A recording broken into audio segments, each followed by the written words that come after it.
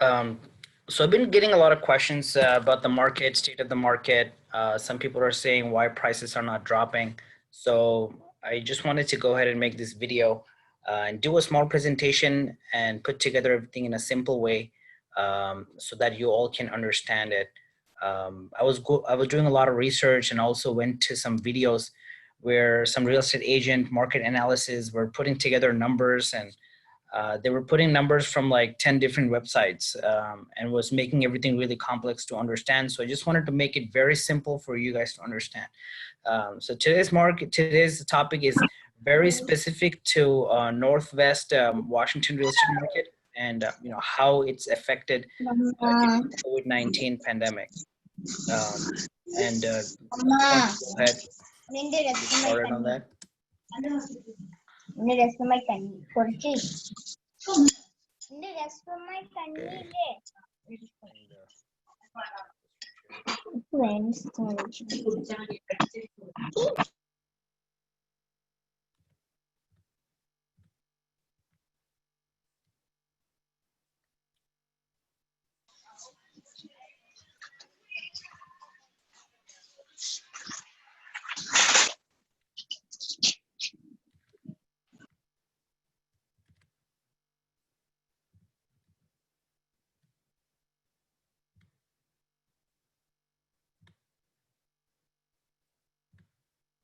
right. So just wanted to give you a little bit introduction about me, why I qualify to actually do this presentation. I started real estate about 5 years ago with flipping. Spent almost like $25,000 in education. Went to probably like 10 different seminars. I made a lot of money in buying and selling property at the same time. I also lost a lot of money as well. And most of the time I actually lost money because there were so many things that I didn't know about buying and selling. We were buying like 2 to 3 properties in every 3-4 months. Over the year, we would buy at least like 5 to 7 properties, buy and sell it. But there were so many problems we used to have in those properties that I didn't know. And I would have to spend extra 15, 20, 30, 40, $50,000 to fix them and sell it again, because I wouldn't look at the things that I need to look at the properties that I was buying. And one of the reasons I had all this experience was because of the real estate agents I was using. And they lacked following things that I found in most of the real estate agents. So most of them don't know much about the disclosures and negotiating price and terms, because the real estate agents usually are writing exams and getting licenses, right? And sometimes the agents who are very good are very busy at the same time, so they don't have time to return the phone calls or text messages. So I will lose good deals because they would delay making the offer, and they were not very proactive enough. And some of the agents didn't had very good knowledge on placing bids. They would say if the seller is asking for so and so price, well, we would go ahead and put the price. I'm not going to help you negotiate all those things because I don't have time for it. They also lack patience. Like if I was a buyer and I would show I would want to see like 10 to 15 different properties, they would be very frustrated if I look at more than 2 properties, because they want me to make a decision after looking at 2 to 3 properties, and they wouldn't have patience to show multiple properties to me until I find the right one. And they were too inexperienced in order to give me proper guidance on real estate problems and issues, because they didn't have any construction background. I mean, they were reading books to actually get their license, and most of the time they have assisted buyers or sellers in buying properties by writing paperwork, but they didn't buy a real property and made repairs to it and sold it, right? So those were some of the things that I actually have to look into in more detail, and most of the real estate agents actually lack patience in that.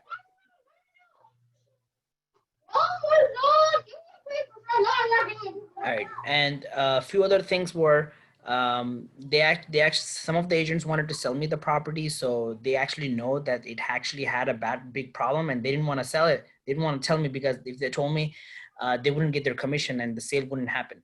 and some of them didn't explain me the home buying process, contracts, paperwork. So I decided to become an agent for myself and started buying properties for myself because I don't want any other agent right now to help me out. Then later on, I see that there is a need of a lot of real estate agents like me to help other people out to buy the properties. So that's when I decided to go out there and leave my investment business and start working as a real estate agent. I still have investment properties. I still do investment, but that's about 20%, 80% of the time I actually do helping people, assist them with different needs and properties they actually needed to make decisions on.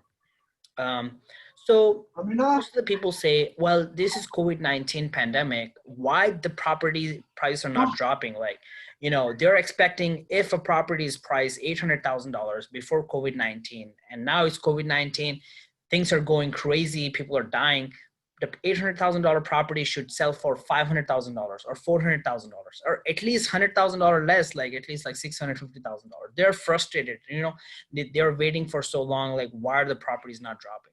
So I'll tell you a good example, right? So let's say that there is a fish on the market that is rare and you can't really find it. It's very, very rare. It comes from so-and-so ocean in Alaska, and um, you only find it very few. So what happens is that the price of that fish increases because it's very rare, right? But let's say that everybody's selling it. Walmart is selling it, your local store is selling it, every single store is selling it. Then guess what? The price of that fish is going to be low, right? So that's how it is. Same with the properties as well.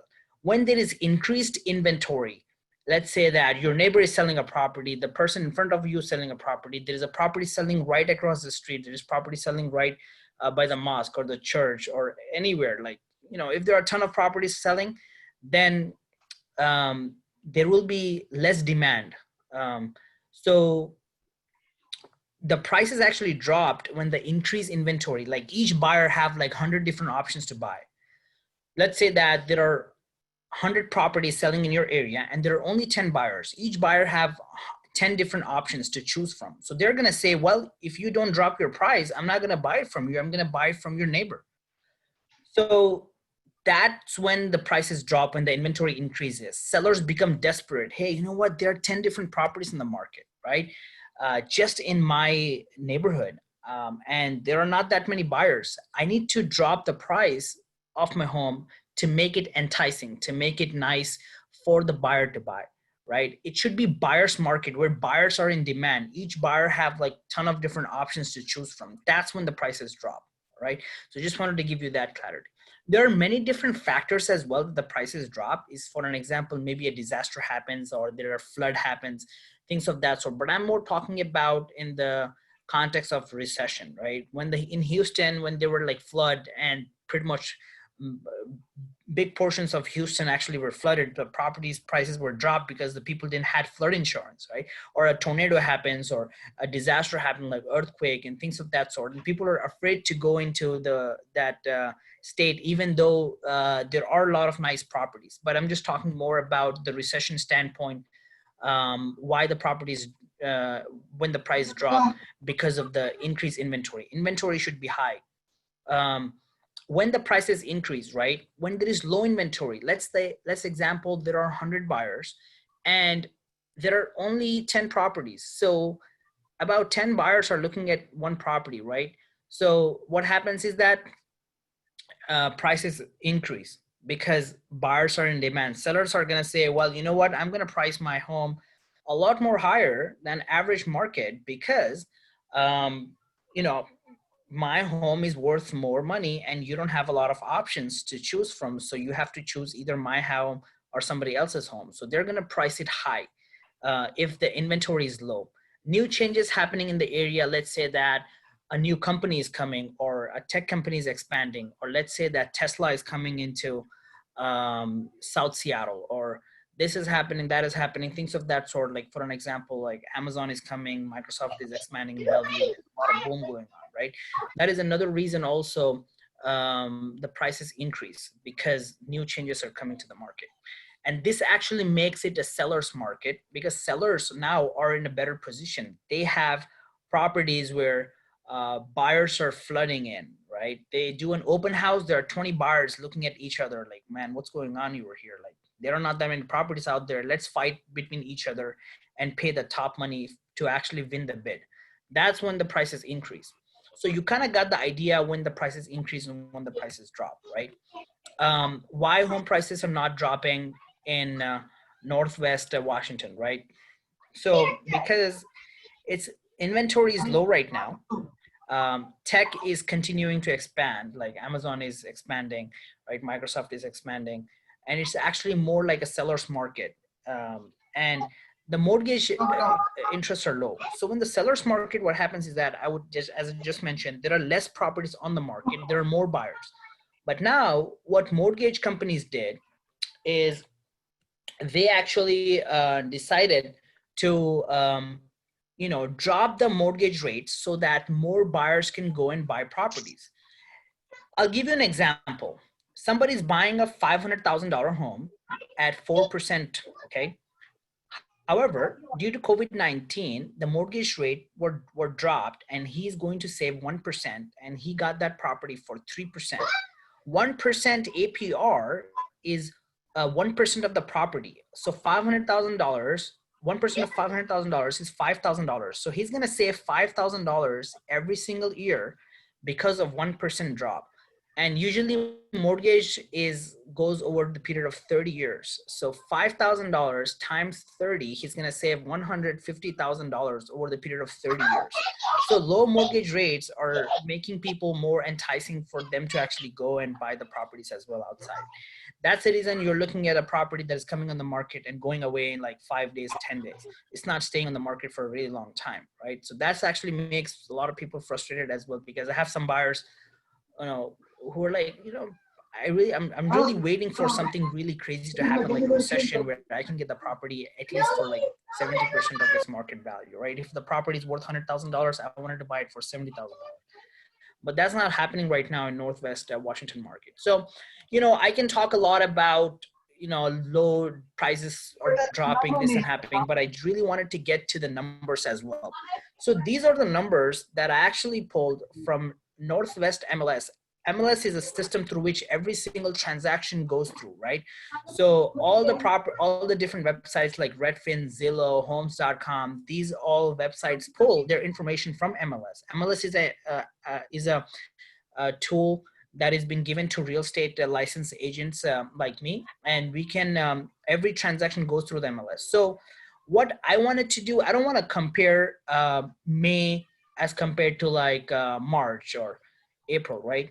I want to compare May of 2020, which is last month, to May of 2019, because May of 2019, the market was really hot.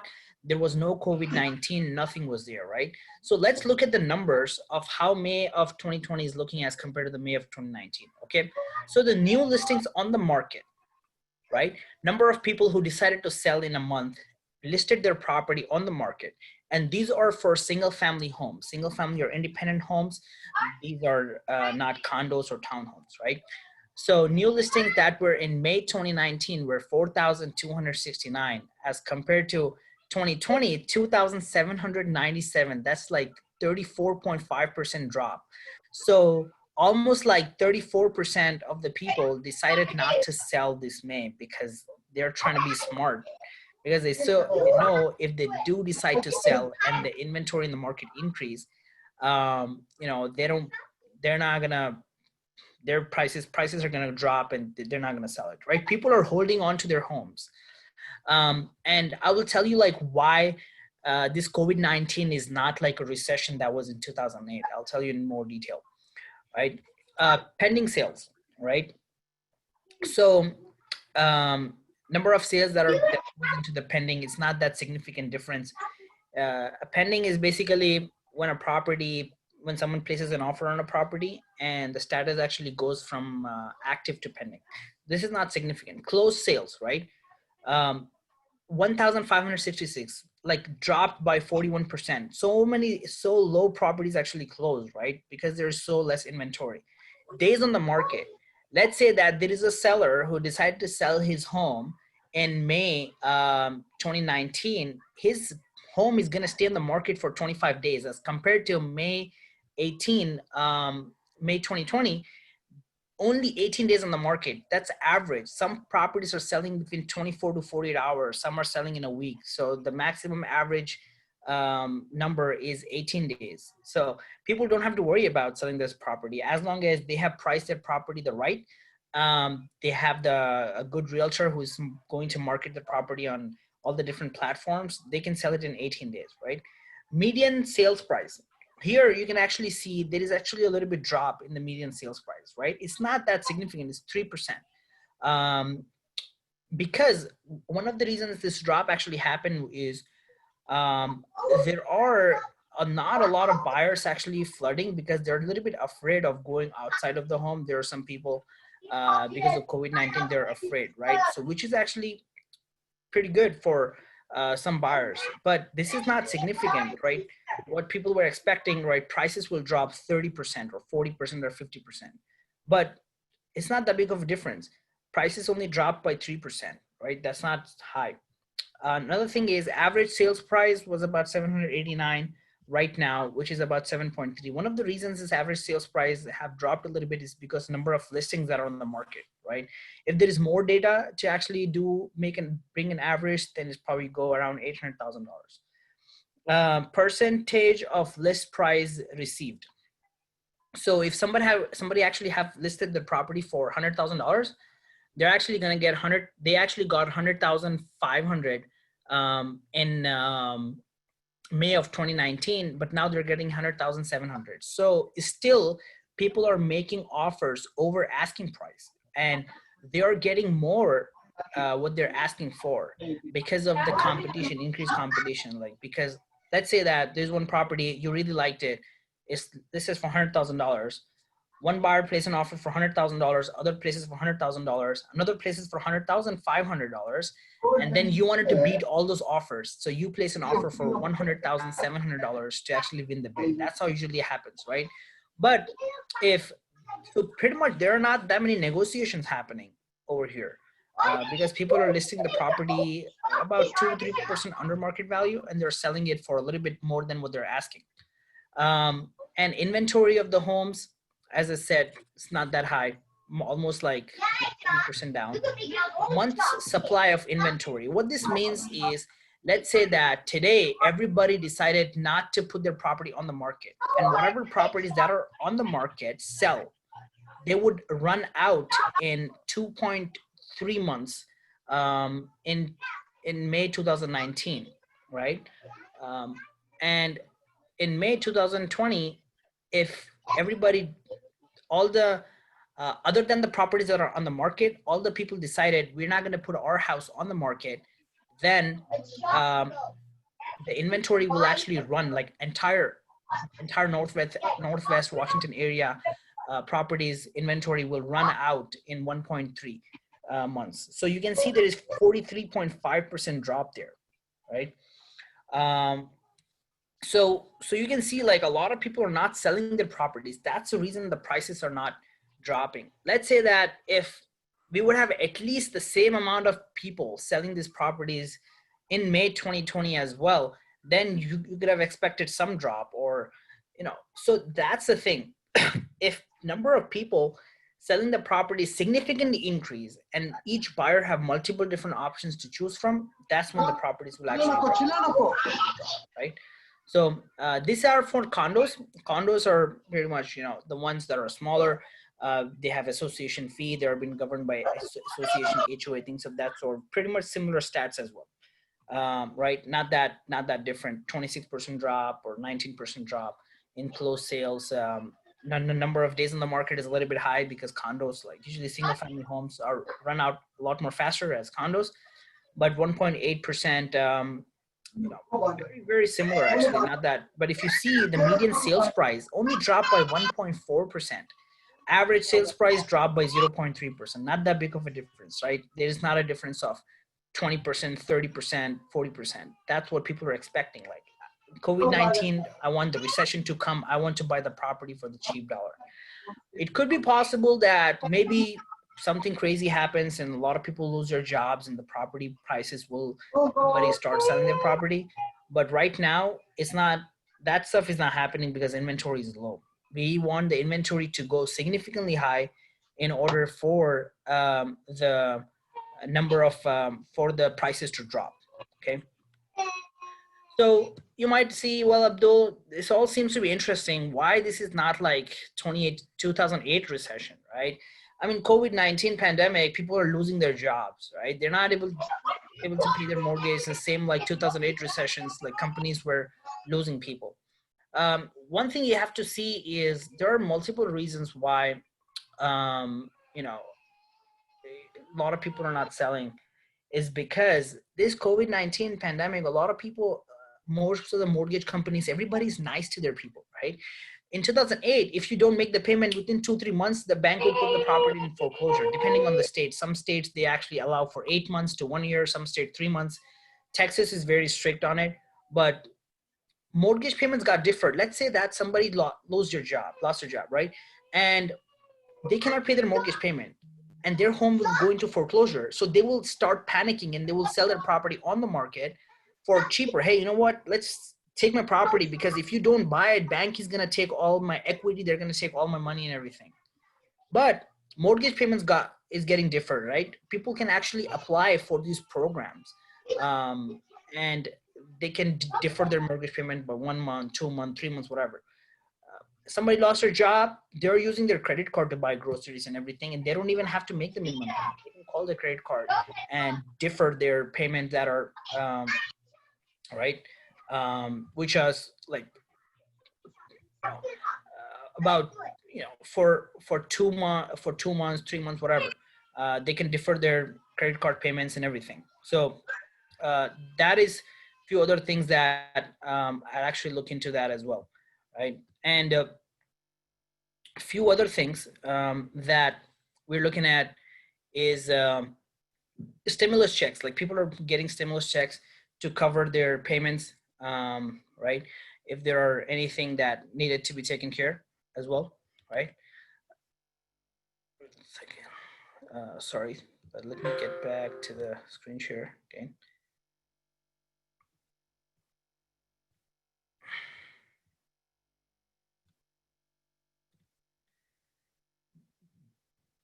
Okay, so those are a few things that I would, let me do this. So, all right.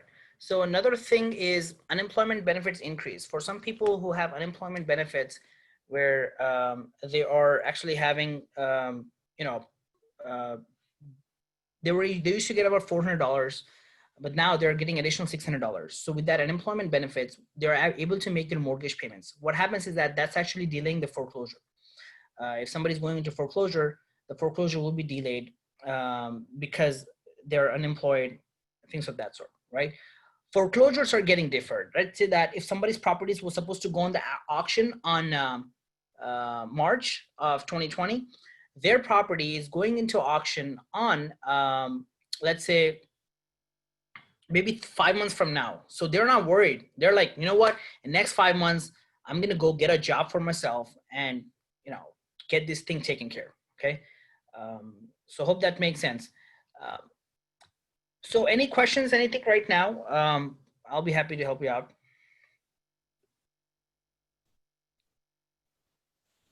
Yeah, I have a question. Hey, Sure. Go on. yeah, I have a question, Abdul. So when you said like foreclosures are getting deferred, what do you mean by that? Like if someone wants to do a foreclosure now, do they have to wait like 5 months to be happen? Or yeah, what it means actually, trying to understand the foreclosure part. Yeah. So foreclosure is like, it's not very simple. It's pretty complex. There are multiple different stages of foreclosure. The first stage of foreclosure starts with the lis pendens. So when a person actually, when a homeowner delays on a payment for like 2 months, they, depending on the mortgage company, some mortgage companies allows 2 months or 3 months. If a person defaults on the payment for 2 months, then the mortgage company will file a lawsuit on the borrower. It's called lis pendens. Once that lis pendens is in place, then the foreclosure process will start, where they will have 3 months to make the payments. And there are usually Washington state laws are different from other state laws as well. So we have to study that in more detail to see what type of laws there are. So if, so for an example, someone were going to lose their home in March, okay, because they were delayed, they delayed their payment by 5 months. So instead of their home going onto the auction, that actually got delayed. They got some extra time because the government said, you know what, people are worried, they're losing their jobs. Let's actually give them a little bit extra time. So then people got this extra time, so they're not selling their properties right away because they know that they're not going to lose their home. And they have this extra time that they got that they can get a job or do something and make those payments to prevent foreclosure. That's one of the also another reason that they're not selling their properties on the market and the inventory is still low. Hope that makes sense. Yep, thank you. Yeah, my question is a little bit on the timing of the whole thing. Like when you say that the home prices are not falling right now, real estate is a very lagging sector compared to the whole economy. So while we are right now in the COVID pandemic, like this has just been like 2 to 3 months now. If you look back at 2008, the real estate actually was lagging the real market by almost 18 months. The stock market, the economy, the recession came in 2008-9, while as the real estate market actually tanked by 40% by 2010 and later 2011. So real estate lags a lot from the crash actually. So I don't think it's realistic to expect home prices to fall right now, especially with things that you said, for example, stimulus checks, unemployment, and forbearance. And on that one, I think it's not deferred, it's forbearance, and those work very differently. So I don't expect the prices to fall right now. However, I am expecting them to correct significantly in maybe 12 months, 18 months period. So what do you feel about that one? Like real estate doesn't fall in 3 months. It's a very, very lagging indicator. Exactly, that's right. So yeah, you're right, and I actually feel the same way too. But a lot of people that I actually work with, they are expecting for prices to drop. They're like, hey, you know what, I don't want to buy a property right now. I think I'm gonna get 30% discount if I wait for like 1 month or 2 months or 3 months, because that's what people are thinking. So it also depends on the market as well. Let's say that there is a zip code, you know, maybe 5 miles away from where you live, and it's all surrounded by retail, small businesses, everything, and all of them actually got closed, and a lot of people got unemployed, and they might start selling properties in that specific zip code. But the thing with Washington is a lot of people are actually working in tech. So if offices shut down, they're able to work from home. Like somebody in working in Starbucks, if the Starbucks shut down, they can't actually go and make coffee and sell from home, right? So that is one of the another reason as well. The market is staying pretty strong. But yeah, you are right. The prices were, you know, going off the roof last year because of the tech industry and everything are booming. And so let's say that if there's a home that is $500,000, people are asking for it 515, 520, 530. So if the prices got corrected, then that home will actually sell for $500,000 instead of selling for $530,000, right? So yeah, that I'm also kind of expecting that the prices might correct a little bit over the period of 6 months to 12 months, but we really don't know. Every market is gonna be different. Like for example, like Bellevue, I feel like it's still going to be hot pretty much the entire time because of a lot of changes happening. But let's say Tacoma, Everett, Kent, these places might correct a little bit because not that many people are actually going crazy about these buying properties in these places. So hope that answers your question. Considering the correction, like if you take it by zip code, even like then you can basically be very specific. But generally, if the market is going to correct, anyone buying right now, wouldn't he be paying a premium, which actually will see a fall in the price, say over the next 12 to 18 months? Yeah, but we really don't know. It could happen. It's just depending on the situation. Let's say that if any vaccine comes or anything like that, and everything goes back to the same place, it may not, the prices may not drop, or prices may just stay same or may increase. So we don't know. but So you suggest, like, it gives you a confidence to say this will go this way rather than that way. Like, I see more evidence on the other side rather than this side. So is there anything on this side that you can point out? I don't think the prices will fall because of this, because on the other side we have a lot of arguments. It will fall because of this. exactly. I mean, since past 3 years, like a lot of people are saying the recession will come, like, and then I know so one person who used to own about 70 properties. He was part of the investment group that we used to be in, and he would buy a lot of rental properties. He sold all of his properties 3 years ago because everybody said the recession might come, so that he can sell all those properties and buy properties for a lot more cheaper. But over the period of 3 years, all the property prices increased by about 20%. So he actually lost about 20% of his value, and all the cash that he's having right now, he could have made rents from it, right? So we really can't predict what will happen over the next 12 months. But I feel like the east side market is going to stay very strong. Um, and for it to become weak, the inventory have to increase significantly. That's the main thing about an inventory, right? If there's not much inventory out there, then prices won't. And also, if the Fed increase the mortgage rates, right now their mortgage rates are significantly low. I mean, one of the The Fed just announced last week they're not going to increase mortgage rates for 2 years. They just announced that last year. exactly. So mortgages So is going to be low for the next 2 years at least. exactly. So the mortgage rate is going to be low, and a lot of people are actually rushing to buy properties and trying to make competitive offers because they know that they need to take advantage of this. And that's the reason I think the market will stay pretty strong. It might drop, but not significant. We're not going to see like 20% drop. We might see 1%, 2%, or 3%. That's what my prediction is. Okay. And I might be wrong. We don't know, right? So Yeah, I mean, like, I was just asking your opinion. I don't agree with it. I see a significant downturn coming through, but yeah, I was just asking your opinion on it. sure, definitely, it can definitely happen. We really don't know. It could be possible that we might even see 10% decrease in the prices. I have a question, Abdul Rahman. This is Abdul Majid. Sure. I see a lot of price drops in Kenmore and Kirkland area. Do you have any insight on that? And then are you seeing any significant effects from the work from home orders? Like San Francisco, it's all over the news that people are moving to the suburbs, the rents are dropping in San Francisco, and people are going into the suburbs and buying homes. So do you see any such thing locally? Two questions there. Yes, I see.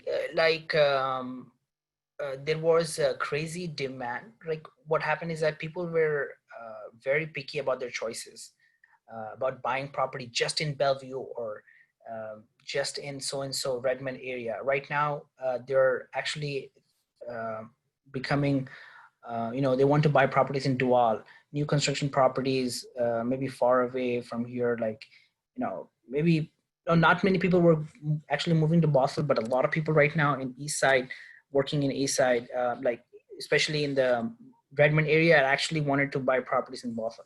So I see that is happening. And I don't have like much insight on the property specifically dropping in the Kent area. There might be properties dropping 5,000, 10,000, because it could be possible that maybe there are more retail market in Kirkland, and more people are actually working in retail market who are losing their jobs, things of that sort. And not in Kent, but Kenmore and Kirkland. Kenmore and Kirkland. Okay. Yeah. So I don't have like very detailed specific insight on that. Recently, most of the sales we actually did were in Bellevue, Redmond, Bothell, and Dual. We didn't have much sales in the Kirkland or Kenmore area, but I can actually reach out to one of my agents who have actually maybe done some sales in that specific area in past 2-3 months. They might have some more insight on that. I can get it to you. But the data I actually pulled out was pretty much general from the Northwest MLS. Pretty much in this area. But yeah, I see the California prices the rent prices are increasing significantly. It's just going crazy. Like 2-bed, 2-bath condo that people can rent is actually about $3,000, which is just crazy. Like somebody who is making $5,000 per month after paying all the taxes, they're paying $3,000 of that into the rent. And I don't know, I don't want to live there for sure. And Seattle is going kind of crazy like that. So yeah, we might see something like that similar to in Seattle as well, that people wanted to move far away. We are already seeing it. Some people, the buyers I was working with 1 year ago, they were like, I don't want to buy property anywhere, just in Bellevue. And now he called me, hey, you know what? There's a new construction property selling in Dua. I'm interested in it, right? So that could possibly happen in Washington as well. And I'm seeing a little bit starting that. That is happening here for sure. Sure. Thanks. No problem. Do you see any drop in the commercial real estate prices? Mhm. Do you think it's a good time to invest right now because of all the business activities being down? Exactly. I mean, that's a very good question. Unfortunately, I don't have expertise in commercial real estate. I mean, I'm that type of person that if I don't have any expertise in any specific area, I'll just let you know. If you are planning on investing in commercial real estate, I would recommend like reach out to a broker who is a commercial real estate expert. And commercial real estate is very, very broad, right? You have you have condos and apartments. Like a 10-unit condo is also called commercial. That is one type of commercial. Second type of commercial is industrial. That is warehouses, which are in high demand right now because everything, like for an example, there is this company called Dress Barn, which had about 50 different stores. Ty Lopez bought that. Ty Lopez and Daniel Ryan Moran bought the Dress Barn. And what they did, they closed all the stores. They put a warehouse, put everything into that, and they're selling everything online. Instead of having 50 stores and having like hundreds of 500 different employees, they put one warehouse. So warehouses are in high demand right now because of e-commerce, right? There's a mattress company comes up and they're doing Facebook, Instagram, YouTube advertisement, and they're buying a warehouse and putting everything in there and selling it. So that is that. And there is another thing is retail, shopping malls, restaurants as well. So these are different parts of commercial real estate. Somebody who have expertise in that, they know any specific zip code where some damage was happened or something happened and somebody wanted to sell it. You can buy it for cheap, but I'm pretty sure that the prices of the commercial real estate, like retail, on which the sales are not happening due to the COVID-19, their prices are definitely going to drop because they're not going to be afford to pay for those mortgages, right? Every single month, or because the rents are significantly high. Let's say that if there is a restaurant where the rent is $15,000 per month and they didn't make any sales for 3 months, they're already in $50,000 debt, right? So definitely, I think, yeah, commercial real estate is definitely good to buy right now, but it's pretty tricky with loan and all those things that work in it. I don't have much expertise in that. Okay, thanks. No problem.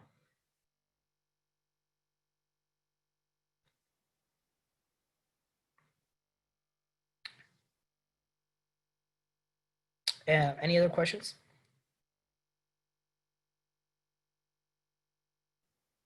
Abdurrahman, this is Zain again. I have another Yeah, question, sure. quick. So, what is your opinion on rental prices? You talk about the selling and buying the properties, but do you have any expertise on that side to know what we are expecting about the rentals? Sure. Rents, are they going to go up or gonna Do you mean like buying property and renting it to somebody?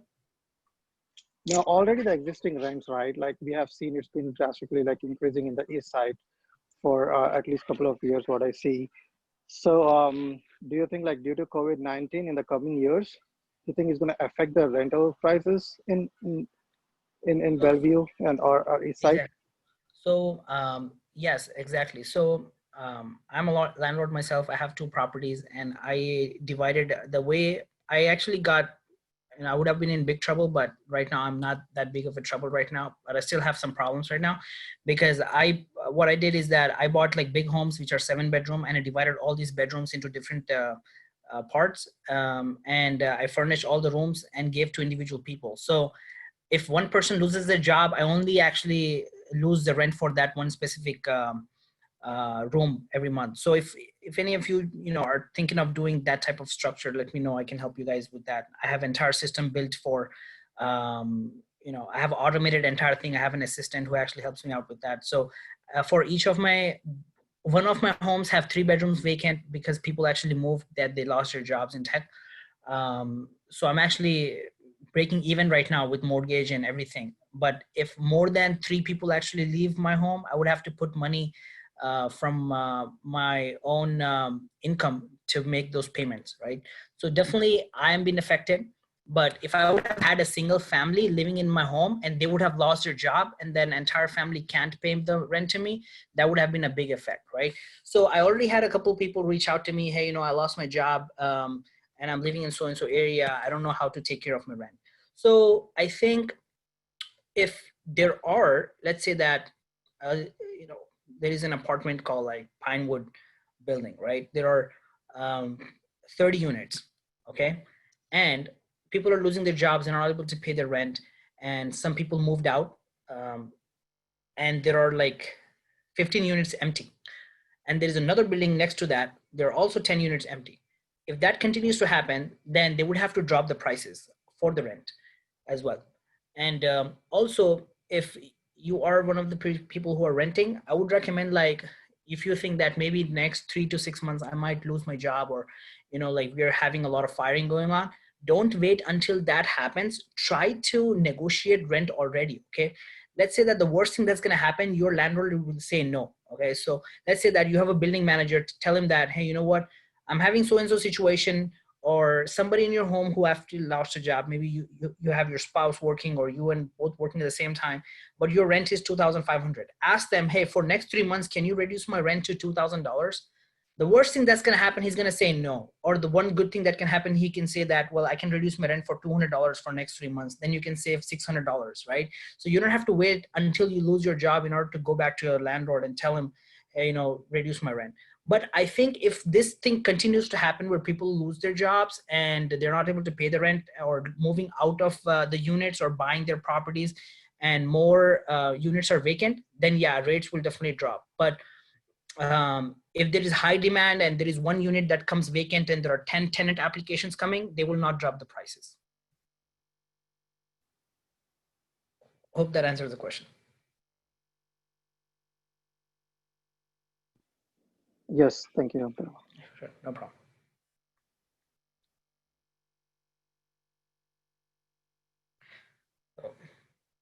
Any other questions? Okay. If there are no other questions, actually go ahead and end the call. I think it was great. I really enjoyed talking to all of you guys. If there are questions that you have that came into your mind later on, you can send me a text message on WhatsApp. You can personally DM me. I'll make sure to answer it.